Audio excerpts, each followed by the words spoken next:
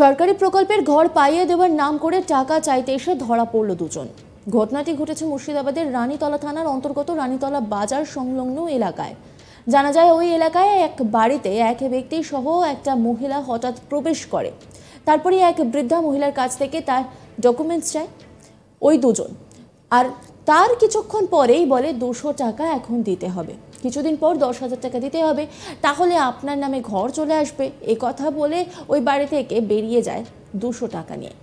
তারপর পাশের বাড়িতে আবারও প্রবেশ করে ওই দুজন, ওখানেও ঠিক এমনই কথা বলে। তারপরে দুজনের পোশাক দেখে সন্দেহ হয় ওই বাড়ির মহিলার, কারণ তাদের পরনে ছিল সাধারণ মানুষের মতো পোশাক। মহিলাটি পরেছিল একটি নাইটি ও পুরুষটি পরেছিল একটি লুঙ্গি ও জামা।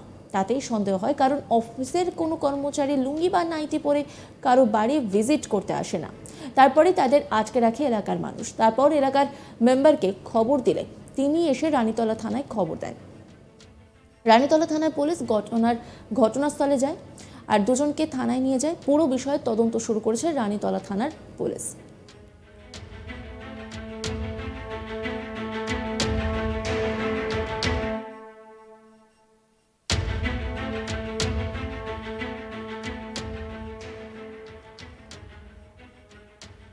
অভিযোগকারী লিলুভা বিবি, তিনি কি বলছেন শোনাব আপনাদের।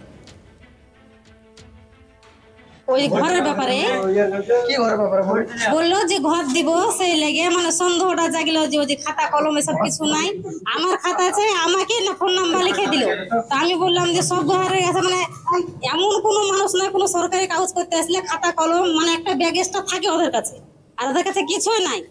তার লেগে হ্যাঁ, ছেলেটার কাছে পরনে লুঙ্গি ছিল, জামা, মেয়েটা নাইটি করে এসেছিল।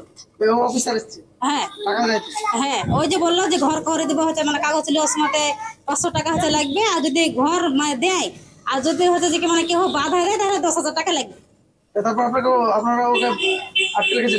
হ্যাঁ, মেম্বারকে ফোন করলাম, মেম্বার বললো যে ওকে হচ্ছে যে কি বসিয়ে রাখো, আমি আসছি। মারধর করেছিলেন? না, কিছু করেনি। মানুষজন অনেক জড়ো হয়েছে? হ্যাঁ, মানুষজন ছিল। ওদেরকে কাউকে চিনতে পারছেন না? ওই শুধু ছেলেটাকে চিন্তা করে, ছেলেটা বাড়ি ফরিদপুর। মেয়েটাকে চিন্তা করেন না। সেখানকার এক স্থানীয় বাসিন্দা, তিনি বলছেন কাগজপত্র চেয়েছিল, 200 টাকা নেবে বলেছিল, ওদের কাছে কাগজপত্র ছিল না, তা দেখে সন্দেহ হয়। তিনি কি বলছেন শোনাবো আপনাদের। আনার ছবি, ভোটার ছবি 91, আর রেকর্ড জেরাস, আর মৃত্যু সার্টিফিকেট জেরাস। কেন? তো তোমাকে একটা ঘর দেওয়া যাবে তাই বলছি। হ্যাঁ। টাকা পয়সা কত টাকা দিয়েছিল? টাকা পয়সা 200 টাকাই কথা বলে। 200 টাকা বলছো? হ্যাঁ। কজনের বাড়িতে ঢুকে চলে এভাবে একে? আর যার বাড়ি আর আমার বাড়ি। আপনাদের নাম পরিচয় কিছু বলেছে উনি এসে? না। ওনাদেরকে চিনতে পেরেছেন? ও না, আমরা চিনতে পারিনি। সন্দেহটা কিসে হয়েছিল?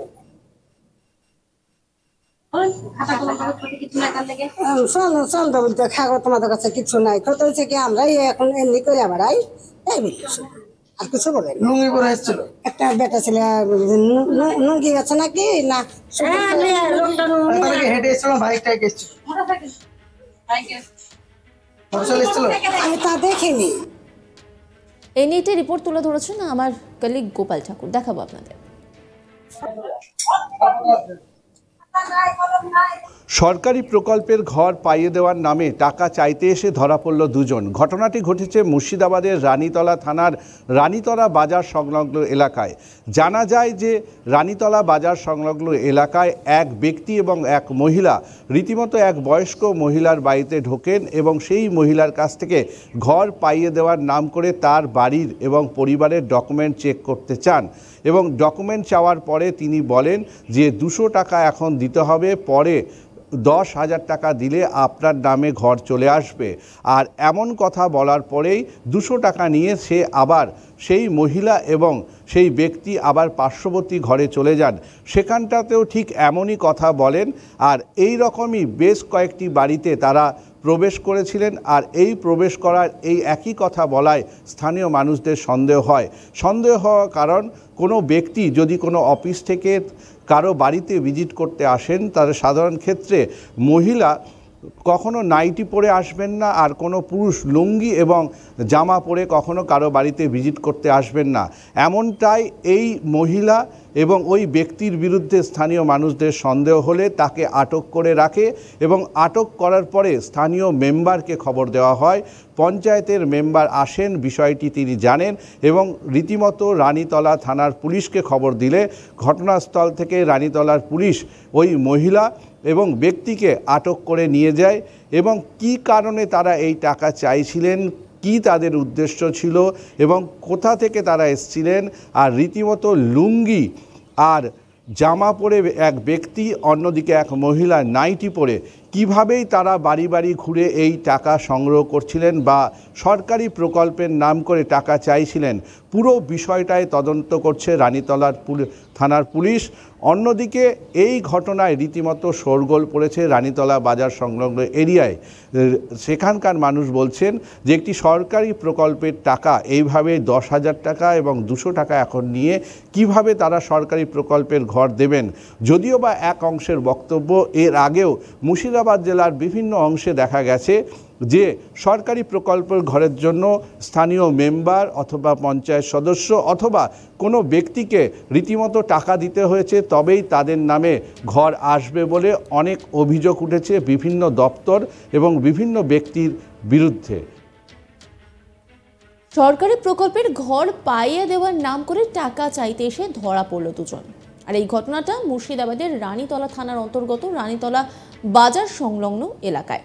জানা যায় ওই এলাকায় এক বাড়িতে এক ব্যক্তি সহ একটা মহিলা হঠাৎ প্রবেশ করে। তারপরে এক বৃদ্ধা মহিলার কাছ থেকে তার ডকুমেন্টস চায় ওই দুজন। তার কিছুক্ষণ পরেই বলে 200 টাকা এখন দিতে হবে, কিছু দিন পর 10,000 টাকা দিতে হবে, তাহলে আপনার নামে ঘর চলে আসবে।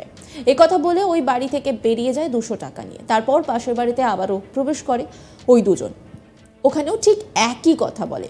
তারপরে দুজনের পোশাক দেখে সন্দেহ হয় ওই বাড়ির মহিলার, কারণ তাদের পরনে ছিল সাধারণ মানুষের মতো পোশাক। মহিলাটি পরেছিল একটি নাইটি ও পুরুষটি পরেছিল একটি লুঙ্গি ও জামা। তাতেই সন্দেহ হয়, কারণ কোনো অফিসের কর্মচারীরা লুঙ্গি বা নাইটি পরে কারোর বাড়ি ভিজিট করতে আসে না।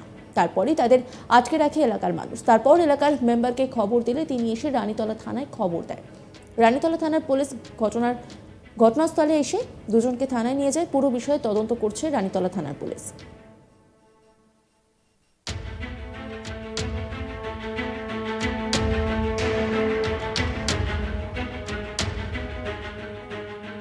অভিযোগকারী লিলুফা বিবি, তিনি কি বলছেন শোনাব আপনাদের।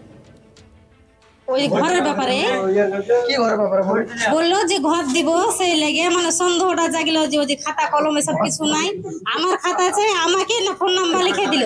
তা আমি বললাম যে সব ঘরের কাছে মানে এমন কোনো মানুষ না, কোনো সরকারি কাগজ করতে আসলে খাতা কলম মানে একটা ব্যাগ এক্সট্রা থাকে ওদের কাছে, আর ওদের কাছে কিছুই নাই। তার লেগে হ্যাঁ ছেলেটার কাছে পড়ানো। নজর রাখুন আজ তাক বাংলার ইউটিউব স্ট্রিমিংয়ে।